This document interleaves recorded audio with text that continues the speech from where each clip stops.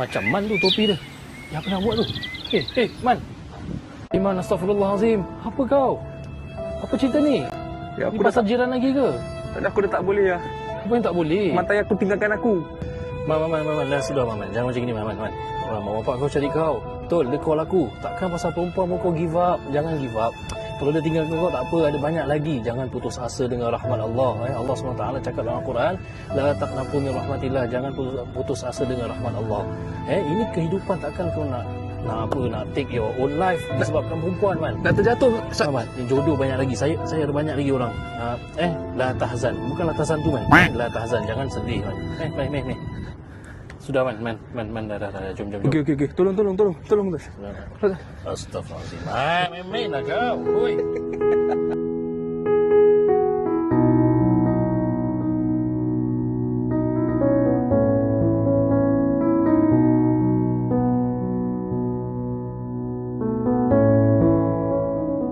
Assalamualaikum warahmatullahi taala wabarakatuh, and welcome back to the Kawin Podcast. Podcast daripada kita punya own Tok Kadi, Ustaz Maaz Salim, dan anda bersama saya Abdullah Ahmad, pengurus anda. Dan jangan lupa juga special mentions podcast ini ditaja oleh Malik Aziz, ejen hartanah, ready to assist untuk mereka yang mungkin nak jual rumah, beli rumah, apa-apalah nak buat dengan rumah kan. Sila jangan sigan silu, please call Malik Aziz. Correct. Thank you very much. Alhamdulillah. Thank you Ustaz Dola. This is second episode dengan Ustaz Dola. Saya dah katakan kita switch role. Because Ustaz Dola, one of the punya strength dia is to hosting and to moderating. Banyak dia jadi moderator kat luar lah. Dan dia kita tak nak kena aina Astaghfirullahaladzim. Bismillahirrahmanirrahim. La quwwata illa billah. Jadi dia hosting benda-benda conversation yang serius semua dia. Even dia yang moderate kita, saya dengan outside in dulu. Nampak. Betul juga.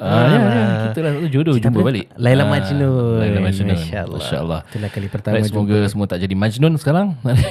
Kita continue. Yes, that's right. Tadi kita punya episode kita berbual sedikit about relationships and marriage kan. Touch about my experiences. Tapi kita nak bual sama experience. Sekarang kita nak bual pasal ni Kawin Podcast kan. Dan buat para pendengar, saya sebenarnya seorang pengacara majlis. Kira bukan plug kan. Tapi that's not the point. The point is I dah banyak berjumpa dengan ramai couples, and kita plan kita ni nikah, the program together lah. Kita nikah, kita ni program together daripada nikah, reception dan sebagainya. Jangan salah sebut pula. Jadi banyak ada juga, tak kata banyak lah, I have some couples yang juga ada persoalan dan pertanyaan tentang soalan wali. So wali kan merupakan satu antara rukun kan. Kita takkan tak ada wali kan dalam kita punya nikah. So there's a lot of questions berkenaan wali. A lot of cases, some of the cases, kita turunkan sikit, takkan a lot kan. Some of the cases where, for example, dia punya walinya dah lama dah tinggalkan lah. Kita don't want anything to do with the family or anak-anak dia. Ada pula yang gone, macam saya cakap, gone, dah tak tahu lost season berapa ke mana, tak tahu mana walinya. Jadi tanya siapa kita boleh, kita pilih kita. So I think the question yang kita nak tanya sekarang, Ustaz, kita go one by one lah. For example, kita boleh tak we go with the macam awal-awal tadi yang cakap, what if kita dah sampai ke puncak, kita nak nikah kan, everything dah ready, kita ada venue, kita dah ada kita punya photographers, videographers, everything is set. Tok Kadi kita Ustaz Maaz Salim pun ada bersama kita. Tapi soalannya Ustaz, kita punya wali ni tak nak cooperate. Dia tak nak. Dia sama ada, in any case, dia either dalam tak jumpa, don't want not good relationship dengan anak dia, atau dia just tak nak. Saya tak nak Ustaz. I tak. Right, dalam kes ni kita tahu wali ni salah satu syarat ataupun rukun dalam nikah. So wali tu apa? Wali tu adalah penjaga. Your orang kata guardian. Your guardian, penjaga. Dan in this marriage punya hierarchy, wali tu lebih kepada paternal lah. Father number one. Father. Lepas tu kalau father tak ada, naik atas grandfather. Grandfather tak ada, turun bawah balik adik-beradik. Male siblings. Straight lah. Kalau tak ada, anak saudara. Kalau tak ada, pakcik. Jadi macam tu lah. So the make lebih kepada male side. So the idea of wali ni, wali adalah idea adalah protect the well-being of the daughter. And bukan saja daughter lah, tapi any female family members. So ya Allah, terus dah jadi akademik tak apa, kita nak belajar. Jadi bila wali ni perkenalkan oleh Nabi kita sendiri, Nabi Muhammad sallallahu alaihi wasallam, ialah untuk protect all the female family members. Jadi maknanya termasuk sister kita, termasuk mak kita. Kerana apa? Kerana dulu wanita kan ditindas, dianggap macam komoditi, kemudian second class. So Nabi nak pastikan this is a very systematic punya cara untuk menjaga, memelihara wali. So for example, kalau anak tu walinya adalah bapa, sampailah anak tu dah dewasa dan nak kahwin, masih diperlukan keizinan wali. So wali consent is very very must dalam rumah tangga. Dan dalam mazhab Syafi'i dan kebanyakan mazhab pun, wali adalah wajib dan syarat. La nikah illa bi wali wa syahid adil, kata Nabi. Tak sah dan sempurna pernikahan itu melainkan kehadiran. Bukan saja kehadiran, maknanya keizinan seorang wali dan 2 saksi lelaki yang adil. So what happen kalau wali tak cooperate? Banyak kes kita dengar. Betul. Dan juga saya handle lah. Kalau wali tu tak cooperate, for example bapak dia masih hidup. Then bapak dia tak nak kasih izin. Apa-apa pun berlaku, aku tak nak kahwin dengan kau. Aku tak nak jadi wali kau. Kerana aku ada hal dengan mak kau. Pasal dia dah bercerai lah. For example, dia dah bercerai. Macam you cakap tadi, dia dah 20 tahun bercerai. Kemudian anak dia waktu tu tengah kecil. Tengah primary school. So bila anak tu dah besar panjang, dah 20 plus, dia nak kahwin, dia kena cari bapak, because tu adalah bapak dia. Walaupun dia dah bercerai dengan bekas isteri, tapi dia dengan anak, dia tetap anak. Bapak tetap bapak, dia kena cari. So what to do kalau wali ni tak nak setuju, tak nak kasih consent? So dia pergi pejabat kadi. Dan this application kita letakkan sebagai application wali ingkar. Wali WE, wali ingkar. Ingkar tu apa? Dia bukan ingkar perintah Tuhan lah, tapi ingkar. So unconsenting wali. So apa nak buat bila dah unconsenting wali? Kadi akan buka kes lah. Dia akan panggil semua pihak. Dia akan panggil wali, bapak dia, dan dia akan panggil anak dia untuk nak mendengar both side. Kerana mungkin ada point of view yang boleh kadi pertimbangkan. At the end of the day is kadi's call, buat decision sama ada anak tu boleh kahwin ke tak boleh kahwin. Jadi on the spot, if let's say macam reason wali tu kira justified, tak jadi lah dia punya nikah. Kadi boleh approve in favor of wali. So maknanya that application rejected by kadi. I see. Does that happen a lot, Ustaz? Kita tak tahulah banyak ke tak, tapi dia happen both lah. Kita kadang-kadang memang kasih dikahwin, maknanya kita luluskan application the couple, maknanya kita cancel wali punya ni lah, dia ingkarkan lah, kita tak in favor of him, tak pakai, because dia punya sebab kadang-kadang tak kuat. Tak kuat saja je pasal dia dendam dengan bekas isteri, for example, dan tak ada sebab untuk nak menghalang.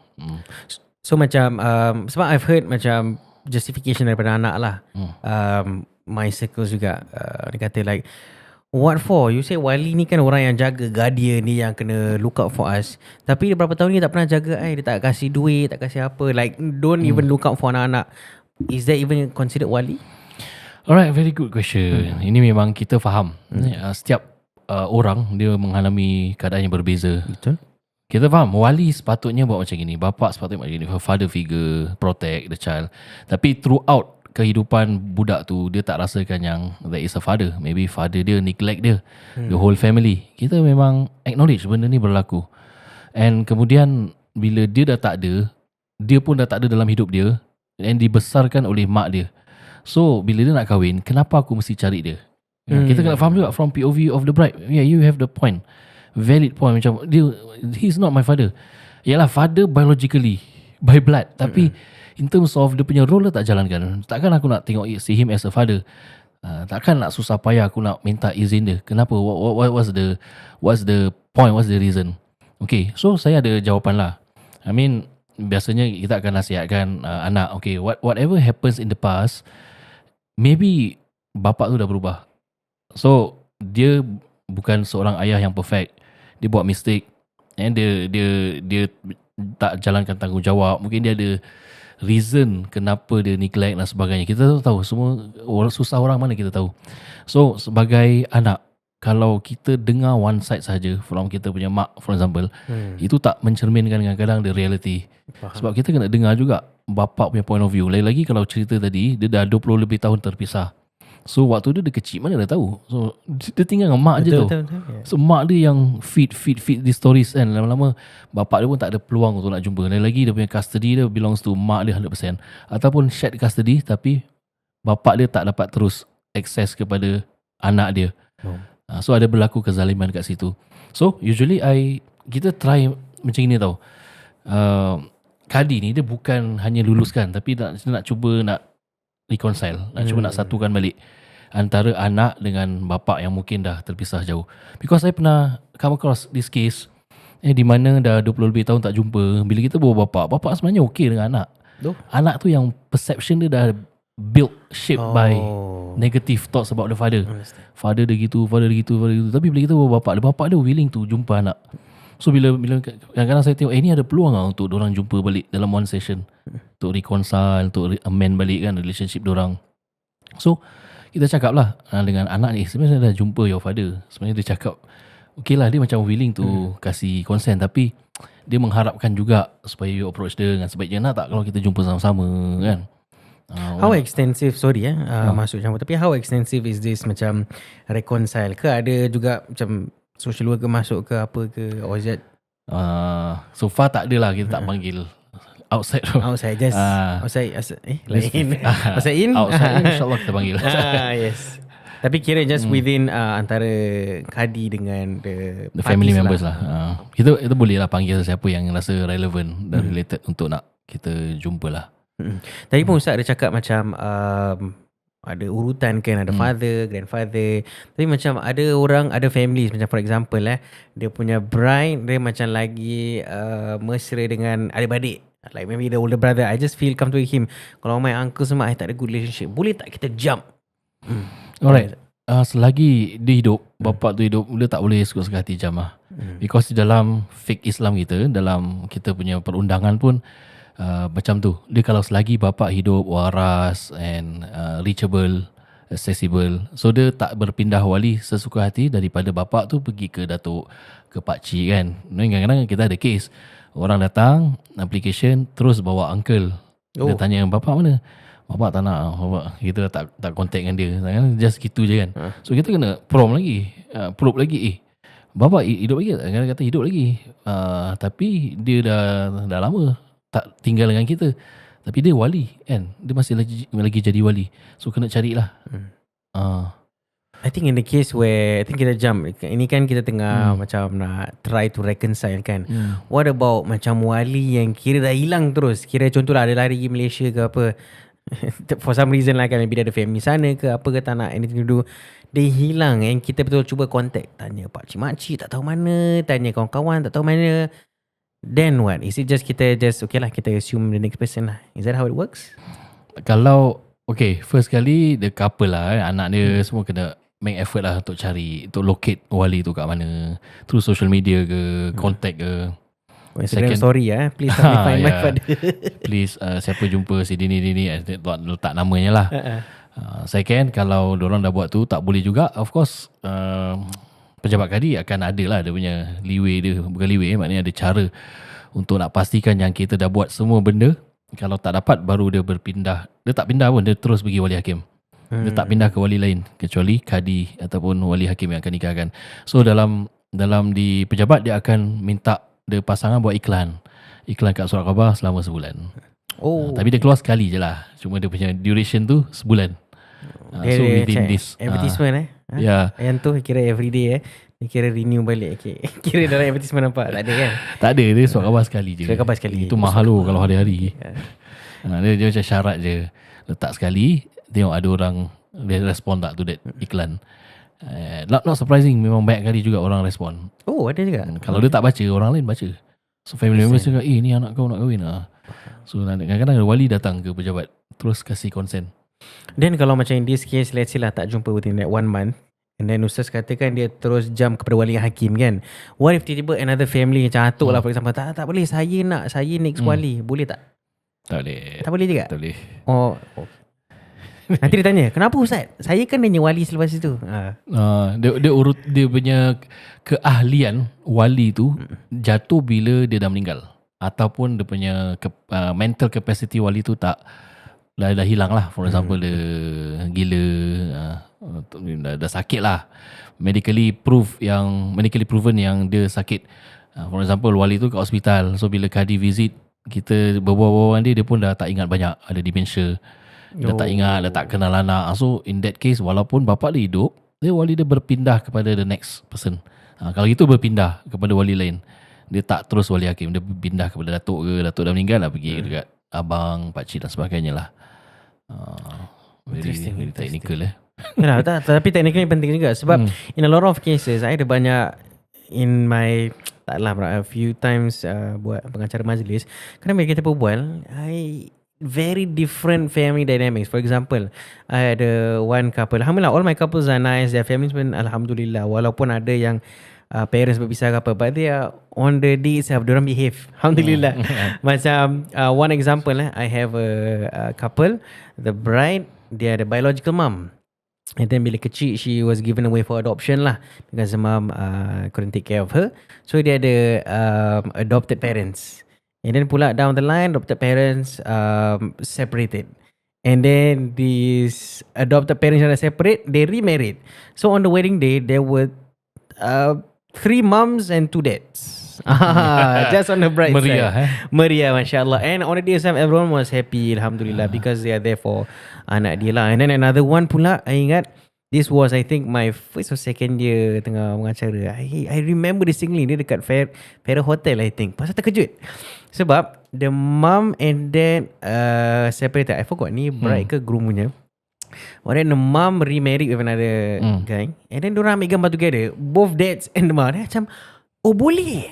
As in like mama macam like diorang kira bagus masya-Allah, like tak kena dia separate on good terms and they are still okay on the wedding. So professional macam lah, very professional. So I think untuk para pendengar kita yang mungkin sedang dengar dari rumah, maybe you think macam you all have a great nucleus family, alhamdulillah. Tapi ada juga maybe your friends, your family members, your colleagues even, they all have different family dynamics, and mungkin kalau nak tahu lebih pasal wali ni on this special day kan, you really have to find out and see. Lagilah kalau ada complications kan, it's best to check dengan macam example untuk adik kita Sesma Salim dan juga untuk the relevant parties dekat ROMM lah. But Ustaz, I think aside from all these examples juga, ada juga macam for example ayah dekat penjara. Macam mana pula Ustaz? Ada dapat free pass keluar satu hari ke macam mana?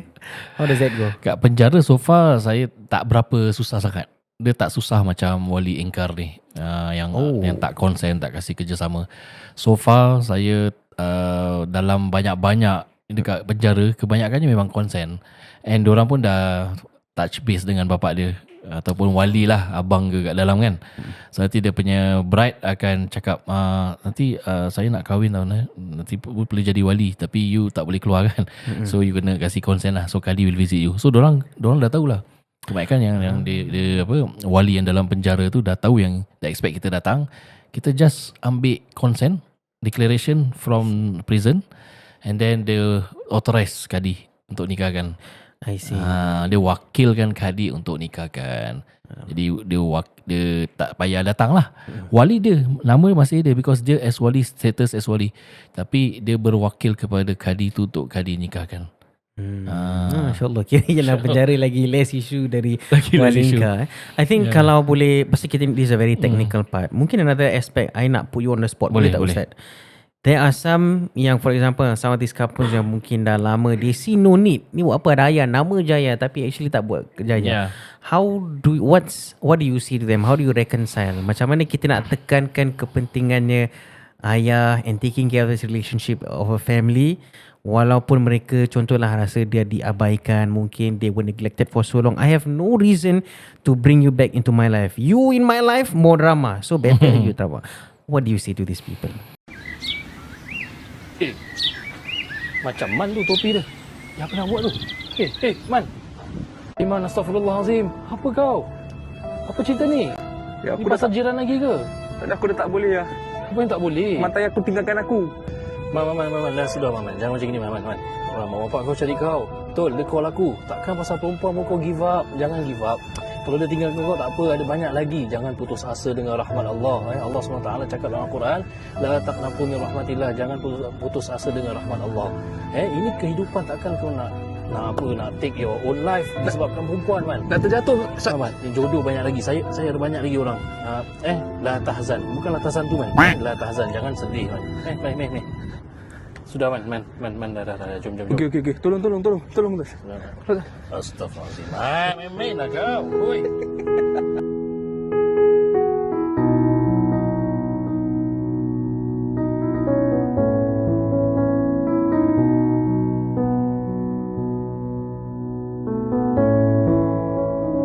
Okay, alright, very good example lah. Kita memang aku nak acknowledge lah, memang tak semua orang yang boleh okay and reconcile dengan bapak dia, because bapak dia dah buat macam-macam dekat mak dia and dengan dia. And memang ada case sexual abuse. Betul. Kan, sexual abuse and domestic family violence, dia kena abuse, mentally torture, physically. So waktu dia remaja, ni bukan waktu dia kecil, waktu dia remaja. So bila dia dah tinggalkan tu, then kita perlu cari dia, and dia pun kadang-kadang apply PPO against him. So macam mana? So just ginilah, Islam kan ajar kita supaya jangan berdendam. Orang tu dia boleh berubah. Itu pas seseorang tu, even though how no matter how bad experience you experience dengan orang tu, someone tu, tapi kita tak boleh menolak kemungkinan yang hamba Allah tu boleh bertaubat. Jadi what is the most important is kita try to jangan dendam dengan orang. Jangan dendam. Jadi walaupun kita tak boleh, kita tak suruh dia manja dan mesra balik dengan bapak. Betul. Tapi jangan try to cut off the ties dengan hubungan bapak. Maknanya jangan disown dia or disregard dia as father, because the only bukan orang the only nak cakap Allah sebenarnya. yang boleh putuskan hubungan adalah Allah lah kan. Macam case for example yang putuskan hubungan antara Nabi Nuh dengan anaknya is Allah sendiri. Nabi Nuh, anak dia pun dia dah berdakwah macam-macam, pom anak dia masih ingkar. Sampailah saat nak tenggelam pun Nabi Nuh nak selamatkan. Tapi at that point of time, innahu laisa ahlik kan, innahu laisa bin ahlik, dia bukan keluarga kau. So maknanya dia ada divine intervention yang to tell that he is not your son. Itu Nabi dapat wahyu. Kita dapat wahyu ke kan, nak suruh itu bukan bapak kau. So yeah, as much as kita punya mentally tortured, kita ada emotionally tortured, mental health kita affected, jangan disregard them as father. And they are still your father. Maybe they made mistake. Kalau dia belum berubah pun, doakan supaya dia berubah.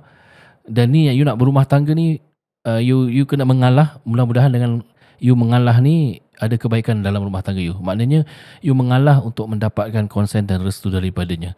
Sebab tu kadang-kadang saya nasihatkan kepada anak-anak waktu kita jumpa ni, bab kes wali ingkar lah, the manner you approach your father, kadang-kadang dia boleh cair, because in the eyes of him, you are still her daughter.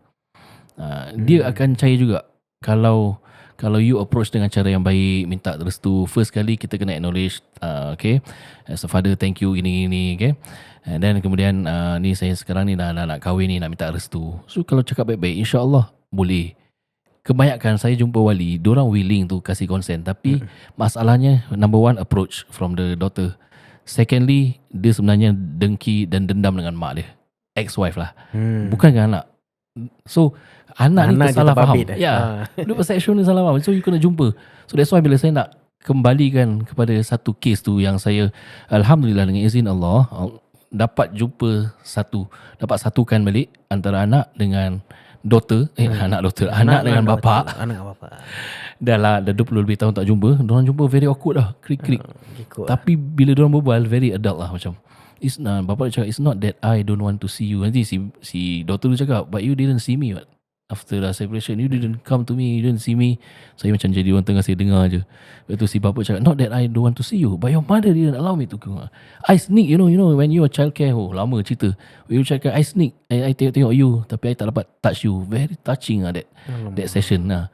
Macam drama je. Macam kesian. This is the real story. You hear from his perspective, his story, because all this while you hear from your mother. So why not you give this chance? Mana tahu ada benda-benda yang you tak tahu the real story. And once for all, after nikah you tak payah nak jumpa dia lagi, tak apa. Bapak pun kata dia tak kisah, dia pun ada his own life. So why not at this point just jumpa sekejap je. Okay, salam, dah minta maaf, bye bye. You terima kasih kerana you consent. You tak payah datang pun tak apa. Yang je you restu, you wakilkan kepada kadi.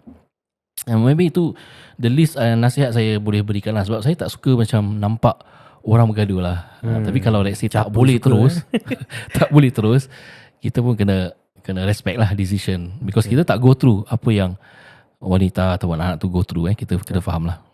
I think bila Ustaz berbual ni kan, macam buat, I think there's two things yang mungkin izinkan Ana share. I think one thing is very important juga is for us, ini satu peluang untuk kita juga proses kita punya whatever trauma yang kita mungkin ada. Sebab what we do, kadang bila ada orang kan, dia online, dia nak luahkan dia geram, dia akan share story dia, macam ni bapak aku buat gini atau mak aku buat gini.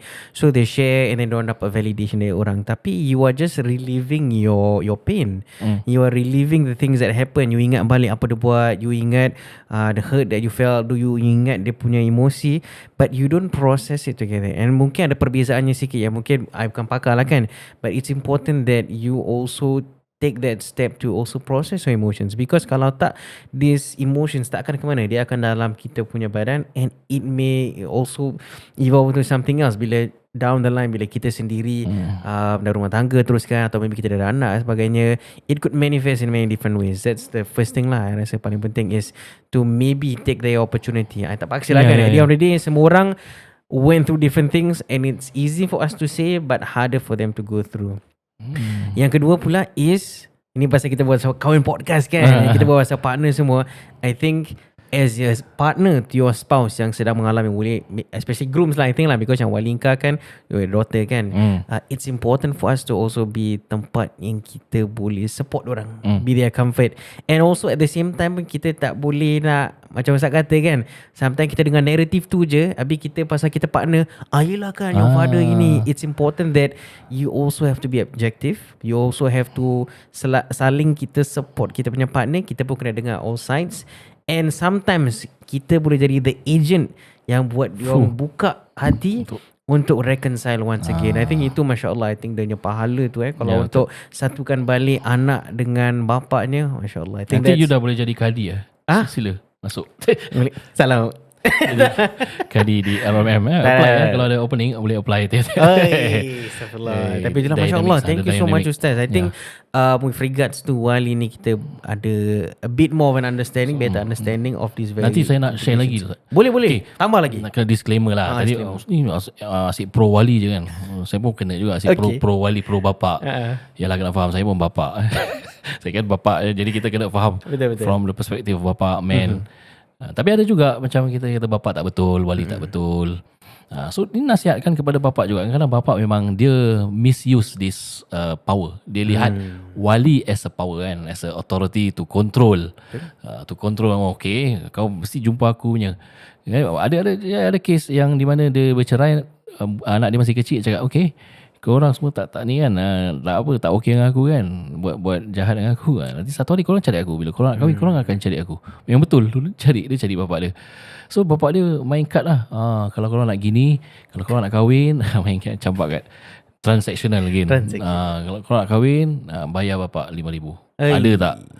Ataupun kata dapat hantaran kan, perempuan kan dapat hantaran 10,000, 50% kasih bapak. Kalau nak bapak jadi wali, kalau tak you cari orang lain.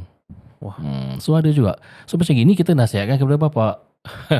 Bapak ni memang tak betul. Saya tak rasalah bapak banyak tengok podcast.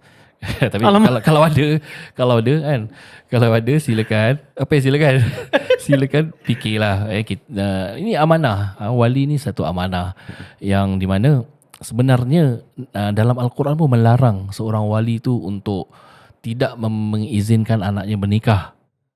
Dalam Al-Quran ada tegur seorang sahabat ni, dia menjadi wali kepada adik atau kakak dia for second time marriage. First time marriage, adik dia atau kakak dia jadi wali. Kemudian mereka bercerai, kemudian nak reconcile, remarriage, kira abang dia letak lah dia abang, dia tak nak, kali ni aku tak jadi wali lah. Kau tak betul apa kan kahwin. Dulu aku jadi wali, korang kahwin, lepas tu korang gaduh, bila korang nak balik semula, aku tak nak masuk campur, aku tak jadi wali. Ini ditegur oleh Nabi SAW dan dalam Al-Quran ada disebutkan. Jangan bila orang datang nak minta kamu menjadi wali, jadi wali, because dia punya masalah is antara husband and wife, not your masalah.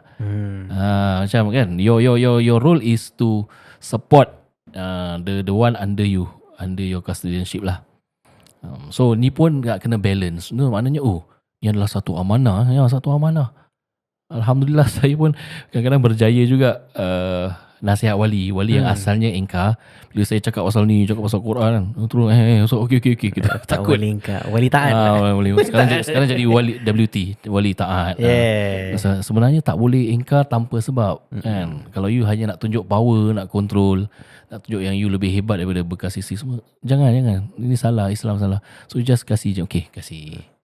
Kadang kena fikir juga lah kan, yang nak kahwin tu your own anak, dia ni kebahagiaan dia. Betul tak, dia nak teruskan hidup. Kalau tak ada, tapi yelah, kita bukan bapak kan, kita tak nak. Yalah. Masya Allah. Kita tahu susah orang macam mana. Susah orang macam ni, betul.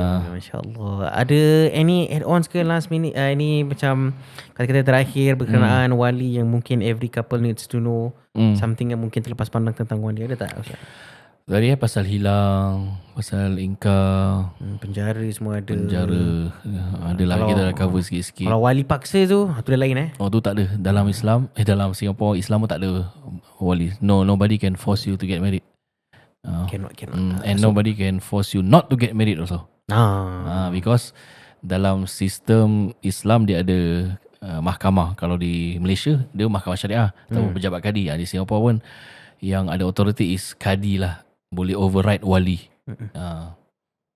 Masya Allah. Thank you so much Ustaz atas perkongsiannya. I think there's a lot of things yang kita boleh, I think kalau semua orang nak tanya, huraikan lah pasal isu pasal wali, boleh lah tahu lagi banyak. Dengar lah kawan podcast Matuan lagi conversation pasal wali dan sebagainya. Boleh juga check dengan relevant parties, check dengan Ustaz Mas kerana beliau sangat banyak pengalamannya bersama couples. Ustaz dulu lah, baru saya ingat kita ada time lagi ada.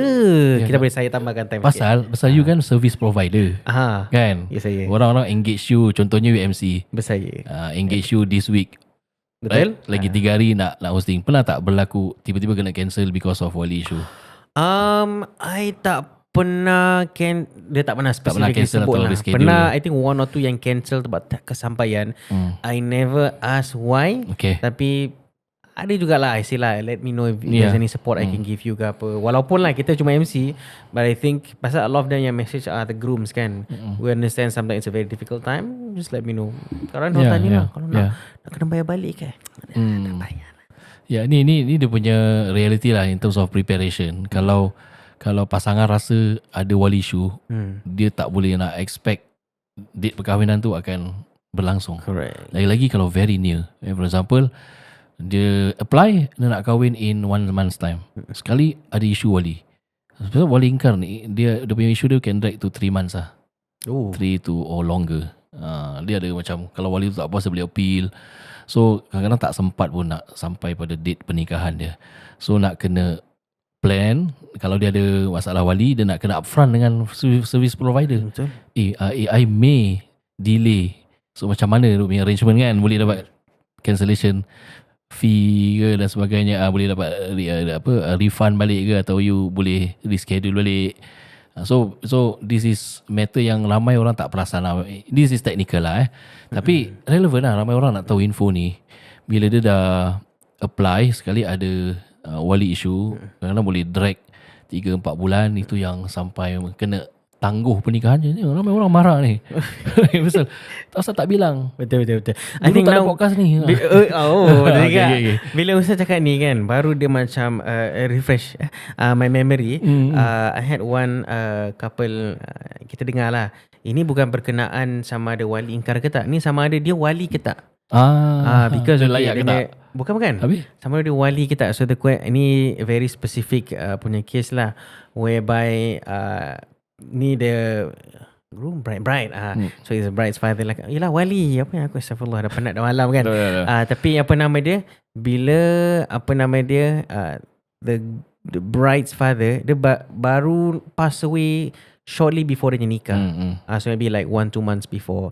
Tapi dia ada tanya untuk bilang please get check dengan mak sebab macam I forgot sikit dia facts, tapi roughly kan dia tak sure whether or not you are my daughter yang betul-betul. Because mom boleh jadi ada yelah maybe got you from another person, so double check. So bila dad pula passed away, and then the only one yang tahu about this thing is the mother lah. And then sekarang bride and groom tengah confused, macam mana ni sekarang.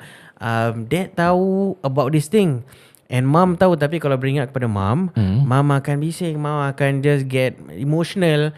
So macam mana kita nak tahu? So aku punya wali actually siapa? So it was a bit of an issue.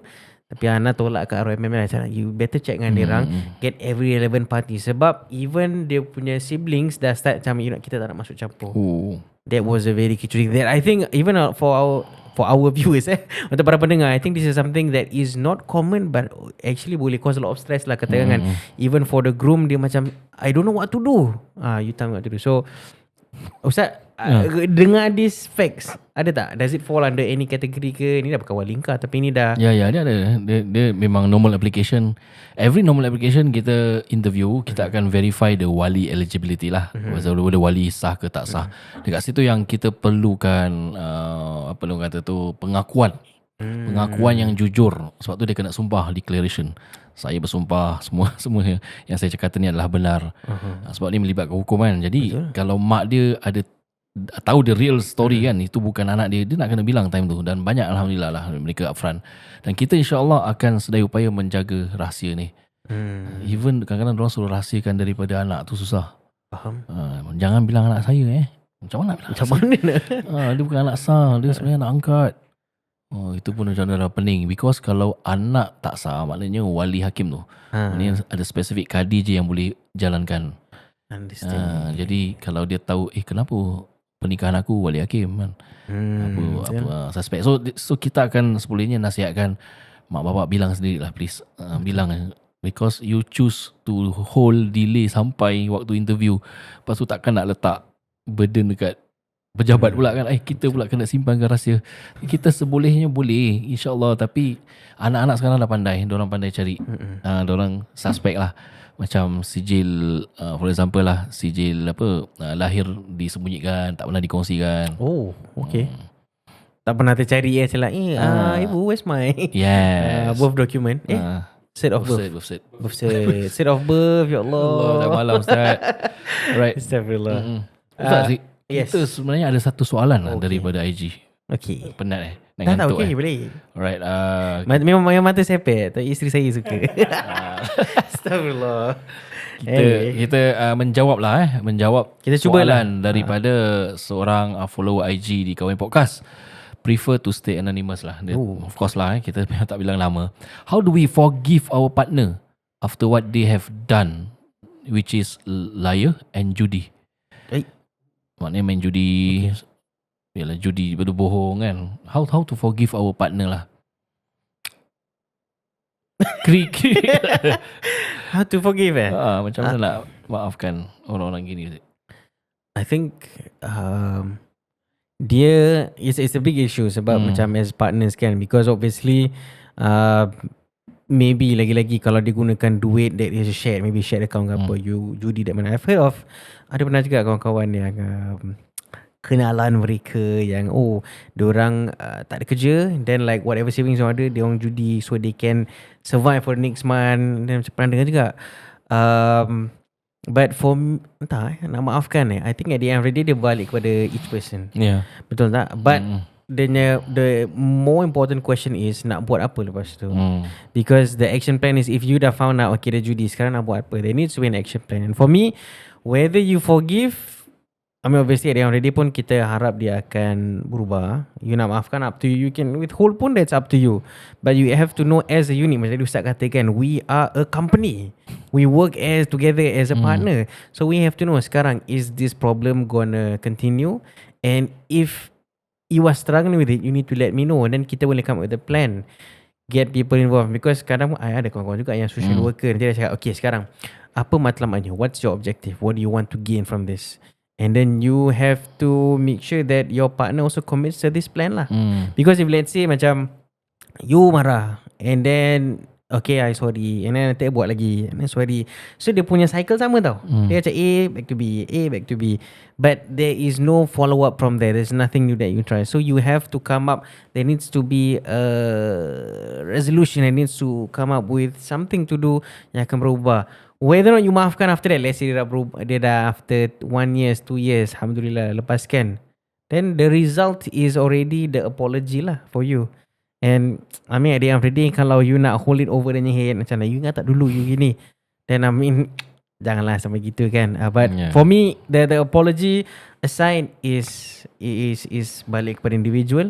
It's the actual solution to it yang lagi penting juga. The follow up lah. Follow up. Kalau Ustaz macam mana? Ya, benar cakap. To me, tengok severity level lah. Adakah ni satu first time happen or repeated or repetitive? Good point. Yeah, because you need to have a limit lah, boundary in everything. Kira so, $500, $1,000 bukan ya, macam gitu. Deal. Ya, dia macam gitu. Kalau for example dia dah tipu ni dah 3 kali, 4 kali. So kena ada ultimatum lah. Kita kena strict cakap okay, the next time you tipu lagi, I adalah apa yang you nak buat lah. Tapi kalau let's say baru first time and you rasa dah ni memang dah boleh kasih chance, so we understand. Forgiveness tu pun ada level tau. Okay lah, for example forgiveness tu ada 4th level ada stages. Ni the first stage macam aku susah nak lupakan. Nak maafkan pun susah. Second level aku boleh, mungkin aku boleh okay, aku just boleh tolerate dengan dia punya kebohongan dia, perjudian dia, tapi aku willing to give time. Third level aku boleh forgive tapi tak boleh forget. Fourth level boleh forget. Itu susah lah, forget memang semua orang akan ada. Semua orang memory tu akan tersimpan. Tapi yang third level, nak reach that third level of forgiveness tu memang very difficult. We understand. It may take time, kan? So it's okay to not to forgive yet. Tapi you kena ada steps lah, macam you cakap. Kena ada step. What's next? If you do want to forgive him, what's next? What is your action plan? Kalau you want to forgive tapi you diam-diam pun tak bagus. What is the actionable items? What he should done to repay or to regain back the trust, right? To get clarity. Betul. I think if I can jump off of right, what sure, Mr. Mr. Abdullah. Yes, apa nama dia? Thank you, Mr. Mas. Yeah. I think kalau tengok dua-dua senario kan, contoh kalau betul-betul nak maafkan because you sayang sangat, tak apalah dia buat salah ni, and then dia buat lagi, you maafkan.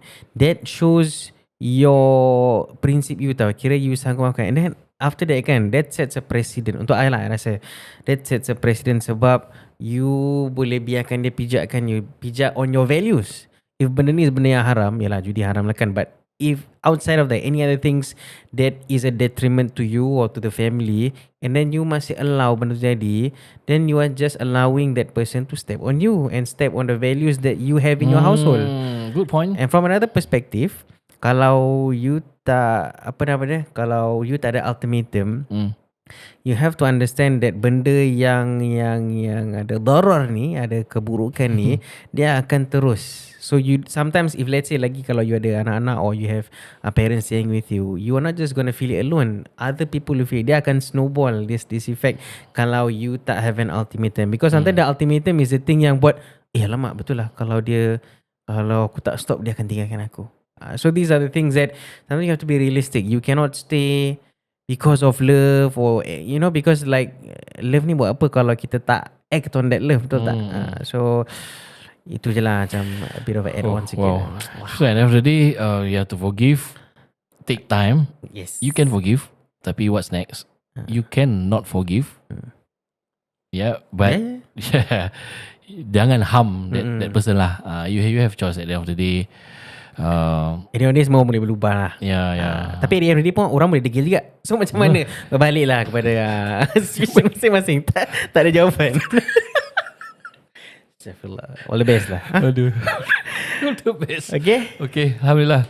Okay, Alhamdulillah. Thank you so much Ustaz kerana perkongsiannya pada hari ini, insyaAllah mengenai wali and everything related to it lah, insyaAllah. And untuk mereka yang mungkin nak tahu lagi, or you have specific questions berkenaan persiapan untuk kahwin, nak tahu untuk rumah tangga, atau even in fact if there is any issues within the marriage, nak cari penyelesaiannya, bolehlah berikan soalan-soalan kepada Kawan Podcast. Maybe kita boleh invite more guests yang akan boleh memberi pencerahan lebih lah, insyaAllah.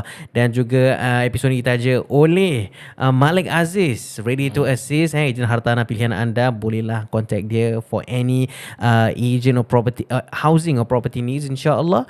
Dan terima kasih juga kepada Ustaz Ma'az Salim kerana menjemput saya, Ustaz Abdullah Ahmad kerana pada episod Thank ini. you for hosting. For this episode. Thank you so much. This episode. Ada closing liner tak ada?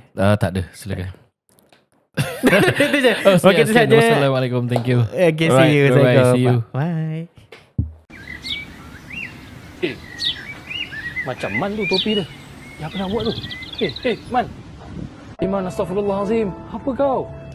Apa cerita ni? Ya, Ni pasal jiran lagi ke? Aku dah tak boleh lah. Apa yang tak boleh? Mantai aku tinggalkan aku. Man, dah sudah Man. Jangan macam ni Man. Mak bapak kau cari kau. Betul, dia call aku. Takkan pasal perempuan kau give up. Jangan give up. Kalau dia tinggal kau tak apa, ada banyak lagi. Jangan putus asa dengan rahmat Allah. Allah SWT cakap dalam Al-Quran, la taqnatu min rahmatillah. Jangan putus asa dengan rahmat Allah. Ini kehidupan, takkan kau nak take your own life disebabkan perempuan, Man. Dah terjatuh. Man, jodoh banyak lagi. Saya ada banyak lagi orang. La tahzan. Bukanlah tahzan tu, Man. La tahzan. Jangan sedih, Man. Meh. Sudah, Man. Dah. Jom. Okey. Tolong. Astaghfirullahaladzim. Main lah kau. Oi.